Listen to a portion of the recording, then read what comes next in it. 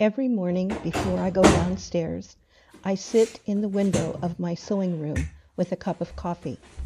It faces east.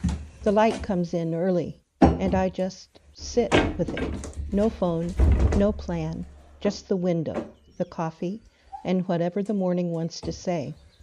I've been thinking a lot about why that matters so much to me, and I think I finally know. This house is 170 years old. Stone walls, creaking floors, a wood-fired range in the kitchen that I'll cook on this fall. When I first moved in, and I mean the very few first weeks, nothing came easily. The house had its own logic, its own rhythms, its own way of doing things. You couldn't just walk in and flip a switch. You had to learn it. And here's what I noticed. That process of learning it, of being a little wrong before you got it right, that's actually where the bond forms. That's where the affection comes from. I don't just live in this house. I know it. And it took friction to get there. I've been a clinical herbalist for more than 20 years, and one of the things I try to help people understand is that ease is not always health. Your body is not a machine to be optimized.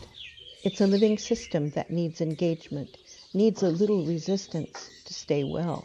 The liver that never has to work hard, the digestion that's never asked to break down anything real, the immune system that's never been gently challenged. None of these are strong systems. Friction is not the enemy. Friction is often the teacher. I think the same is true for a life.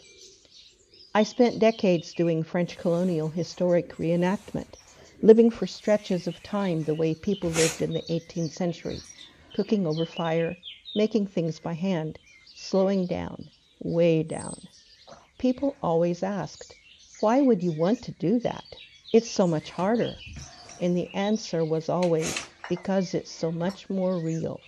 You are present for every single step of it. Nothing is invisible. Nothing is automatic. You're in relationship with what you're doing, with the fire, with the food, with the tools. That's not inconvenience, that's intimacy. So I come back to the window.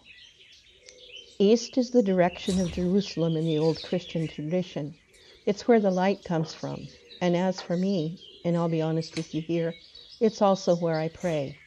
But even setting all of that aside, there's something about choosing to sit still, facing the morning that requires a small act of will.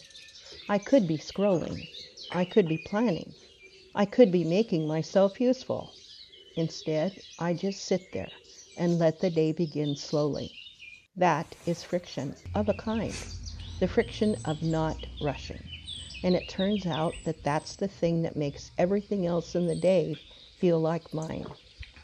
I don't think you need a 170-year-old stone house in the middle of France to find this, but I do think you'll need something in your life that asks something of you, something you had to learn, something that just didn't work the moment you walked in. The things we value, really value, almost always come with a little bit of that. If you found yours, I'd love to hear about it in the comments. I'll see you in the next one.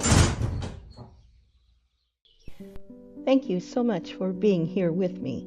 If you like what I do, please click the like and subscribe button. It helps more than you can imagine. And if you'd like to see even more content, please drop a comment below and tell me what you'd like to see. A biento.